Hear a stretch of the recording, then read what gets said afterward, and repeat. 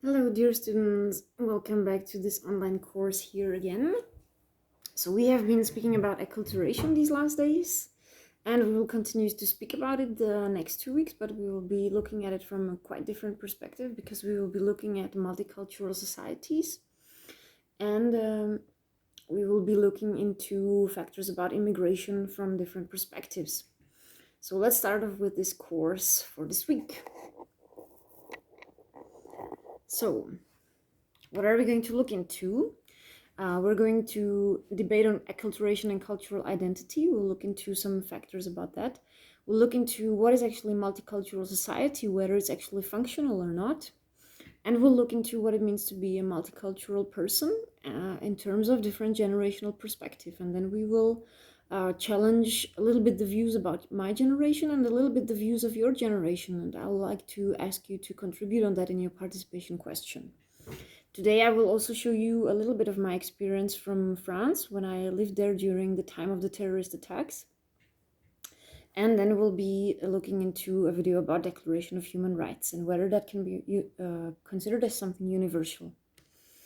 So just a little repetition about what is acculturation on a group level and what is acculturation on an individual level. So many of you have commented on that in our discussions online. So you have, for example, said that acculturation in the United States is like widespread of adoption of values, practices, and forms of different behavior, of technologies of another culture. Like you commented on, for example, that Chinese food or Mexican food is now completely normally part of the American culture. So this would be acculturation in terms of groups. In terms of individuals, we have looked at it from different perspectives too. It's a little bit the same, of course, the process that's going on, but what is different are the different motivations, why a person is actually doing that. So these can be voluntary and involuntary, as we have showed that actually the different situations in which the person finds itself might be factors that help the acculturation or modify it. And first generation immigrants, as you have commented on your different families coming from Germany, from China, and having to integrate into the American society. So first generation immigrants often engage in the process of acculturation because they have to settle into the new culture. They have to make a living. And they are often the ones who set the foundations for the next generations. So just so that we can define what actually it means first generation and second generation, here you have some definitions. So we consider a first generation to be a person who is an immigrant, a foreign-born resident who has relocated and become a citizen, so a permanent resident in a new country. Yeah, so these are in your family histories, you will all find that. That's what I always do when we have the first course, where I ask you where you are from, what is your cultural heritage, what are your roots? Because as you have correctly said, also in your discussions, is that America is basically founded on immigrants. And the second generation is an individual who is naturally born into the relocated country to one or more parents who were born elsewhere.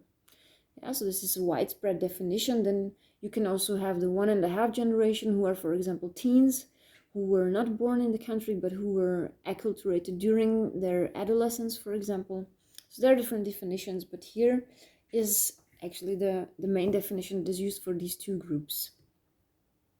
But what I would like you to focus on is what happens actually when acculturation doesn't go that easily and smoothly, as we have discovered in the last examples that I showed you, like in the examples of Natasha from Georgia, for example, who had a very high cultural maintenance.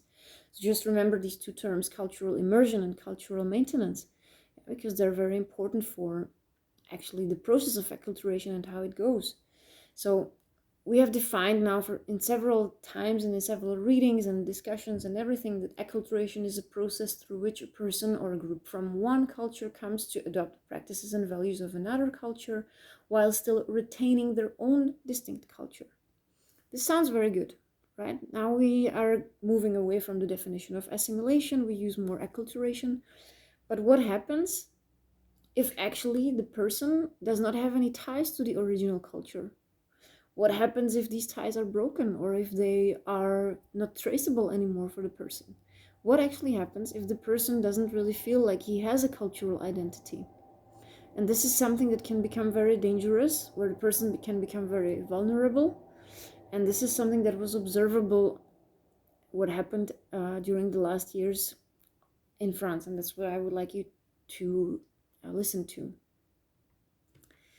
So just a little bit about the immigration history, so you understand the context of the happenings that were going on there.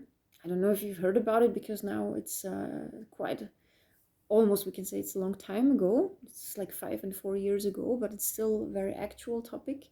So France has a big history of immigration.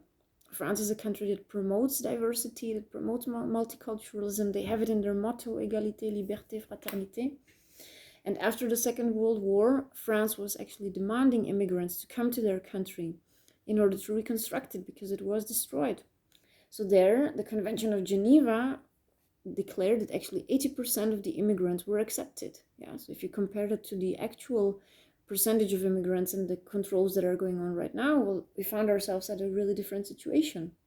And this period started the period of the 30 glorious years in France, where all of these immigrants came into France and were rebuilding it. So what were they actually doing? They were working in the construction business, and they were working in the industry. So big companies like Peugeot and Citroën, they really needed a lot of people to help and create this and sustain this economic boom that was going on at that time. A lot of the quarters of, for example, the suburb quarters of the cities were built by immigrants. Yeah, and from where did these immigrants come from? So there was a high wave of immigration from Portugal, from Spain, but also from the North African countries like Morocco, like Algeria, like Tunisia, because these countries have a large cultural bond to France. Yeah, they were former French colonies, so they have a lot of things in common. And just like you, a lot of many elements from these cultures, like Algerian and Tunisian culture, are actually now incorporated in the French culture naturally. Yeah, they have been acculturated into it. This is something very unique for the French culture. And at the end of the Algerian War in 1962, there were also a lot of immigrants coming to France at that time. And when I worked in the Association for Immigrants, I was visiting the generation of these actually men who came to France in order to build it up. So they were already grandfathers. They were residing in elderly homes. Many times they were very isolated. Because of the historical evolution, they stayed in France for a very long time, because in their own countries there was no job.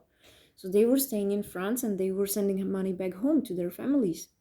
Then the French made a law for family reunion, because they kind of wanted to thank these grandfathers for their investment into the rebuilding of the nation. And then they actually could bring their families in. But very many times, when they worked for the French companies, they worked under conditions which normal French people did not work under. So they were living, for example, in mobile homes. They were living in workers' residences. They were looked upon quite negatively. There was a lot of racial issues, discrimination coming from the original French population. So the situation was really not ideal. They worked very long working hours. So it was not an easy situation. One grandfather even described to me that they lived in this kind of caravan next to the building site that they were building, and that one morning he woke up and his colleague was actually dead and frozen to death in his bed. Yeah, so they really have a lot of quite stunning stories about this time where France was in need of immigrants in order to build it up. And then when the law of the family reunion was made, they could bring their families to France. So many of them took advantage of this law and actually brought their wives and children to France in order to start their life in France. But not all of them. Not all of the families wanted. Some of them maybe came, but then they went back to the home country because they could not adapt to the French culture. They did not feel good. And then, of course, some of these families, they stayed and they actually started living in the suburbs that their fathers had constructed. And then, of course, the children of these today grandfathers had children too. And this generation, so the third generation, found itself in a completely different situation. Because they were in a France where there was a high unemployment rate. They had no real cultural identity because they did not really feel like being Algerian. They could not really relate to going back to Algeria or Tunisia or Morocco because there was no opportunity for them. They did not really feel like they are actually Moroccan. They had some kind of mixed culture at home and another culture in the French environment in the schools where they went to. They sometimes experimented also some discrimination in the schools, so they didn't feel accepted by the other French kids in the schools, although they are very attentive about that. So there were a lot of issues with the third generation. In the part where I studied, I actually studied. My university was located in a French suburb, so whenever I went to the shopping center to buy some food, there were a lot of these young boys around 18 and 20 just hanging around the shopping center doing nothing because they had no perspective. They couldn't find a work, or they were not motivated enough to get a work. And what they started to feel was a big sense of injustice, because they were listening to the history of their grandfathers that were there for France, that sacrificed their life for France.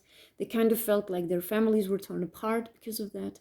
And they felt like there is no space for them, nowhere, not in their own home country, not in the French country either. So they did not have any cultural identity. And what does a person do when he needs to belong somewhere, but he can't belong into the society that he actually lives in? Well, he starts to look for other cultural groups to belong to. And then he's very, very vulnerable to belong to some extremist groups and to perform some antisocial activity. This is exactly what happened in the years 2015. It started with a lot of riots where in these suburbs, as you see here, these are some examples of the suburbs, of the French suburbs that were actually built up by these grandfathers. So they started to burn cars, they started to destroy shops, and there were a lot of these like really anger, hatred movements. They actually were expressing many times that they actually hate France, which I could never really understand, because when we emigrated to Austria, we were taught by my parents that we have to respect the culture that we have come into. So that was really a two-side process. It was not a complicated question. It was not easy to find a scapegoat who is responsible for that situation, but the outcomes were just horrific. What happened is, probably you've heard about that, about the two biggest terrorist attacks that occurred in France. The first one was actually, I was in Paris. I was actually, this particular day, I was in Paris at the Austrian embassy. I was about to make myself a new passport. And suddenly I heard a lot of helicopters and police cars driving like crazy in the city. And then we heard on the news what had happened. So these terrorists from the extremist Islamic groups, they were trying to destroy the very symbol of French nature, which is expression of liberty. So they were attacking the newspaper and comics creators of Charlie Hebdo, because they had made some kind of comics which was mocking their prophet. So they felt it like it was an insult to their culture, and they came and they just shot the whole redaction of this newspaper dead. Yeah. Another horrific terrorist attack that happened was on the 13th of November. So you see that both of them, they actually happened the same year. Yeah, so France was really hit very hard. There were a lot of casualties that day. It was a concert that was going on, and the people just came in there and they shot everybody dead. Paris was under shock at that time, but what I admired very much about the French society was that the people actually went to the streets, and they were claiming and shouting that they still do believe in their values of liberté, égalité, fraternité, that they are not going to now to hate Muslims and to say that all Muslims are terrorists, because they don't believe in that. They know that it's only one extremist group, and that they will try to not be hit in their very core of values, which is that they believe that a multicultural society and diverse society is actually functional, and that they believe in respect for each other. And this is something that was very touching. If you see people after these attacks going into the street and embracing, for example, their Muslim neighbor and telling him, hey, I know that you're not a terrorist, it's something very strong. And I think that if the French would have reacted in a different way, or if this would have happened in a country that has higher uncertainty avoidance, I think we would probably find ourselves in a very different situation. But of course, this doesn't excuse the things that were going on there. The French government started to do a project of trying to integrate these social groups more into the French society, trying to help them and of course track them down as well.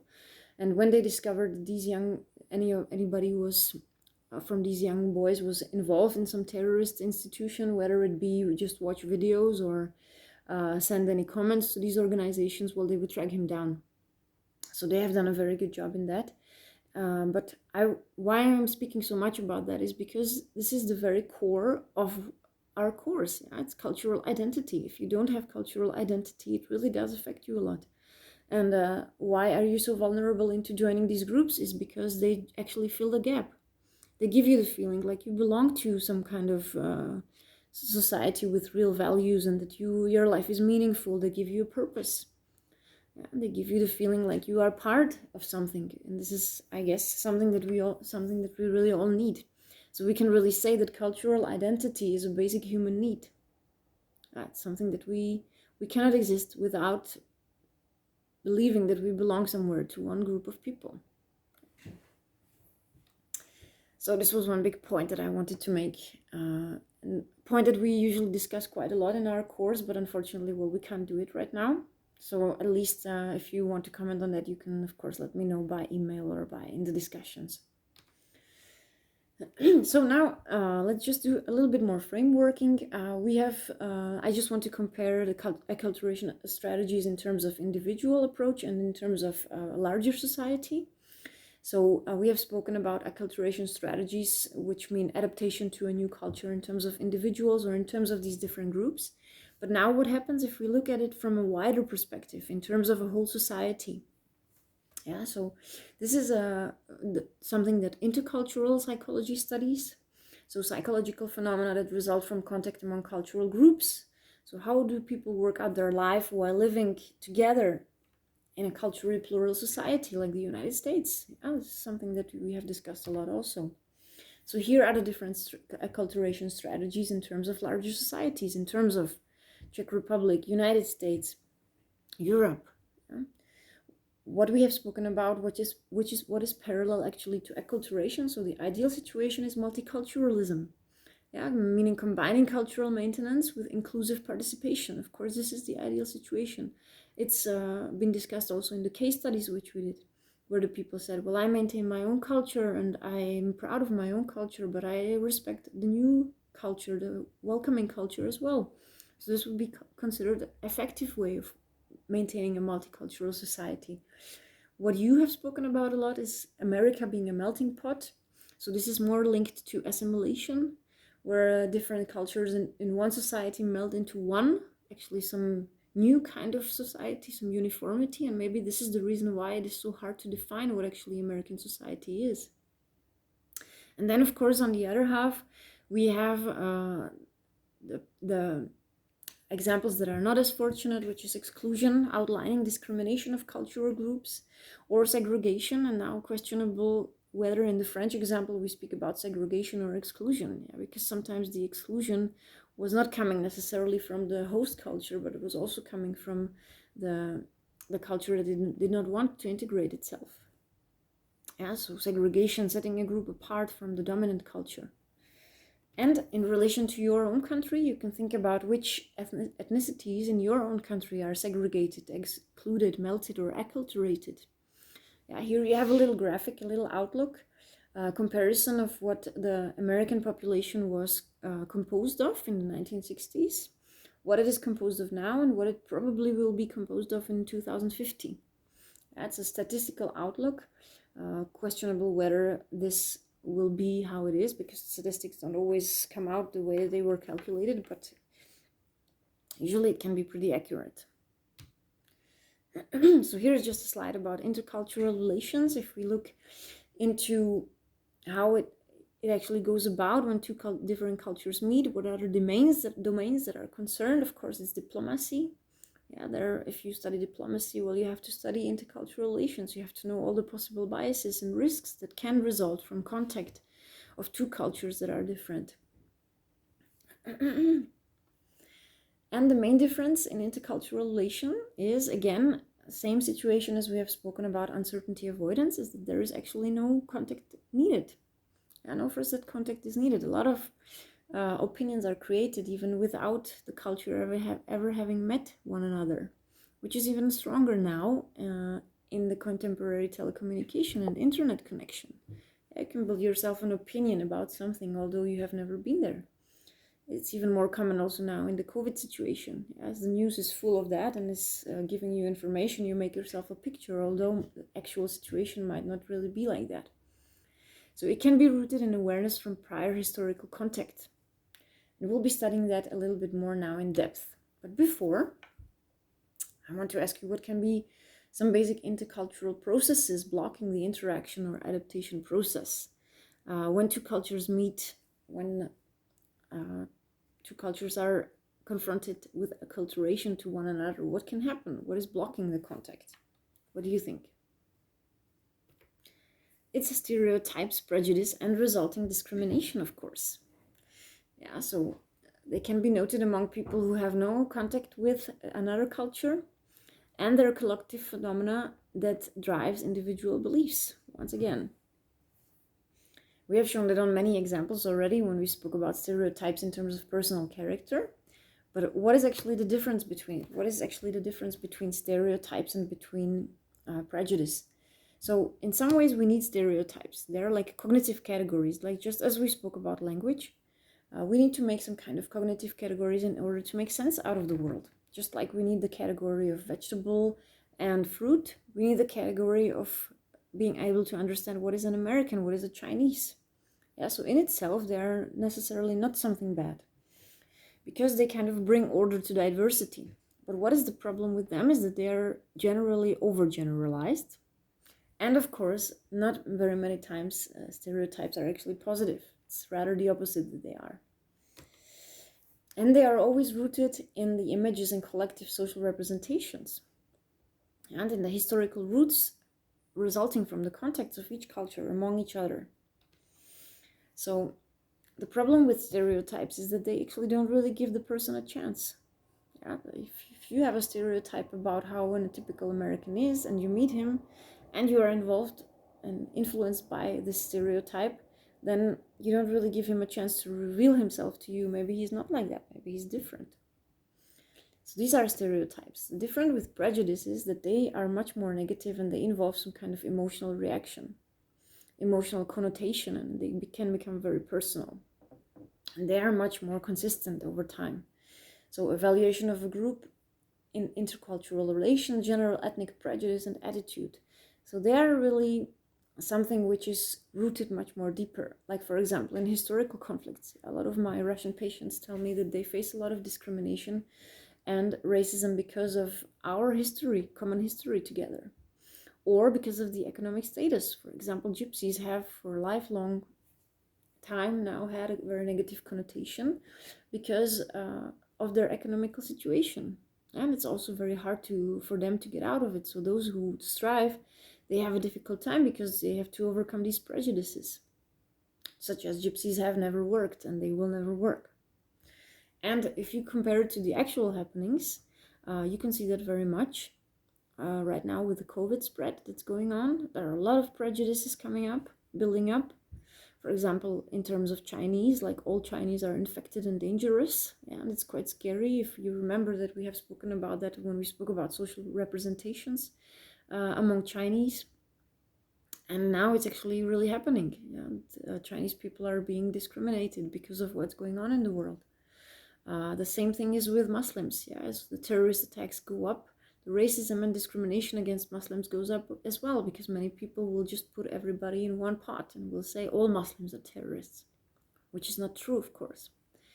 Or in terms of the evolution of the COVID situation in Europe, there are voices that are, for example, saying that Italy is responsible for the outbreak of coronavirus in their country because they are sloppy and careless. Yeah, so you can see how very negative these things can become.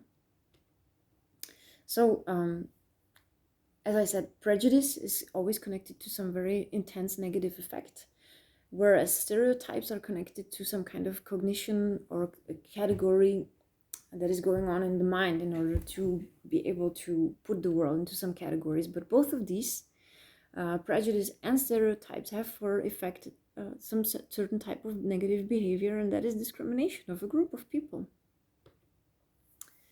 So discrimination is the outcome of these various cognitive and evaluative processes. There is a lot of discrimination, of course, in plural societies, although it is not addressed. What is the motivation to keep people in their places? Stay where you are. Yeah? It's motivated by the uncertainty avoidance, by fear. So it doesn't necessarily need to be forceful exclusion, segregation, and exclusion. It can also be forceful assimilation into the melting pot, like we spoke about the indigenous perspectives. That is also a form of discrimination. Like either you let your culture down, or you will never be integrated into our culture. That is also a form of discrimination. So meaning that you cannot live your own culture. So and now let's get to the topic of multiculturalism. All contemporary societies are culturally plural right now. You will have a hard time finding a really homogeneous society with no outside influence anymore. Although all of you have stated that you find the Czech culture to be much more homogeneous than the American one. But only some, unfortunately, like it that way. Some seek to maintain and enhance diversity, encourage or not the participation of cultural groups in the dominant culture, but some don't. Some cultures don't really strive for that. So how can you manage cultural diversity? Well, what are the consequences of that? Of course, the rise of extremism, as I have shown you, but also the rise of right-wing parties, and this is something that we are also experiencing here in Europe. Here you have some political outcomes. This is the last vote from the year 2014.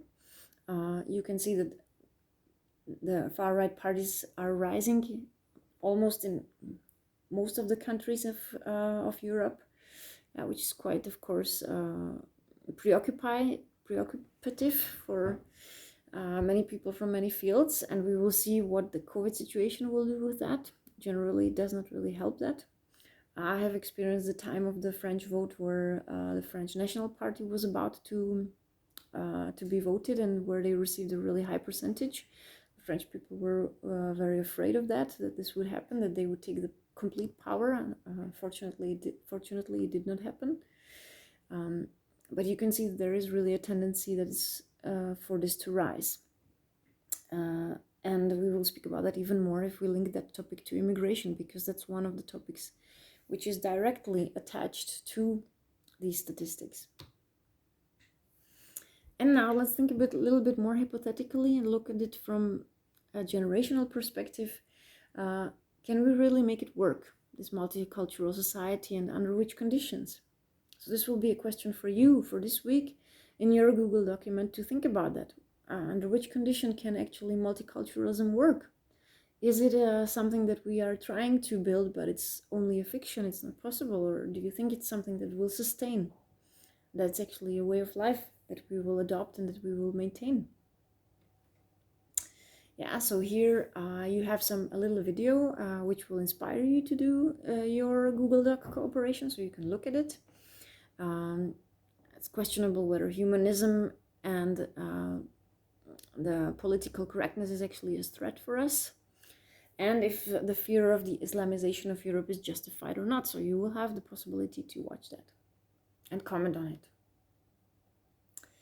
Yeah, if we question ourselves how it will look if we have a society of chameleons, a society of people which have multiple cultural identities, which find themselves to be at home in 4 different cultures, 3 different cultures, who have parents who are white, black, Chinese. Yeah, how does that work?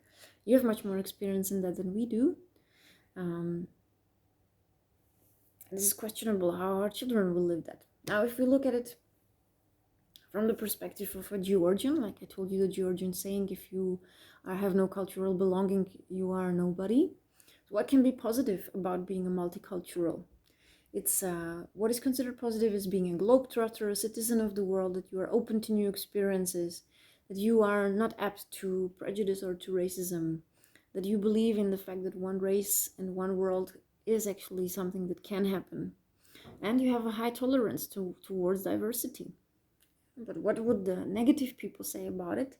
They would consider it as rootless and equal to characterless, because how can you adopt values of one culture and adopt the completely different values in another culture? Yeah, it must mean that you are spineless. No belongingness to culture, no spine.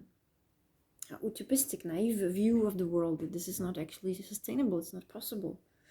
opening your arms to evil, dangerous, incompatible. Yeah? Like the Turkish, for example. In Europe, there was in Austria this politician, probably you heard about him. He said that we have always been fighting the Turks and now we let them in. So what has happened? Why have we become so crazy that we let in people that were trying to occupy us for such a long time? Yeah, so you have also voices like that in the world. Now these two voices have to find some common ground. It's not easy. I would like to give you a generational perspective. So if we look at my generation, we are considered the millennials, so the ones who are born in these time frames, Generation Y. The Erasmus generation, who has first had the possibility to study abroad and who actually has gained some cultural insight, who has learned languages, who has maybe even stayed in another country, married a person of another culture. And it's very common in my generation to have partners from another country. So it is a generation which has changed things, my generation, yeah, which has opened up the world. Also, of course, thanks to the fact that the Iron Curtain fell, we had the possibility to travel and to see other cultures and to experience these new perspectives and to actually believe that a multicultural society can exist, can be possible. And then you have your generation, and this will be your participation question for this week. So the snowflake generation, which are those who are now under 30. I don't know if you are aware of the fact that you are being called the snowflake generation. What does it mean? The historical roots of your generation are that actually the self-esteem movement, which was in my generation based on expression of liberty and of being humanistic, being very tolerant towards other cultures, being very aware of discrimination, of racism, that all of these things are actually something bad. So it made up a generation of young people who believe that life is some beautiful, nice bubble where everybody is living together peacefully and in harmony. And that whenever the snowflake generation hears that something is not perfect, they despair. So you are considered to be a generation that cannot express its opinion, really, that cannot take a voice. And I would like you to reflect on that, whether this is really true. You have different questions here that I would like you to answer, because I would like to challenge you about that. I think you are the generation who will face a lot of these difficulties of building actually functional multicultural society. So I think it's important for you to reflect on that. And here, for those of you who are interested in that, I am a lot concerned and interested in the evolution of the Declaration of Human Rights, because there are still places in the world where it hasn't been accepted. So here you have a little video that you can watch on that topic from the United Nations. And you can think about whether this is something that can actually really be accepted universally, if this is again a utopia or if it's possible.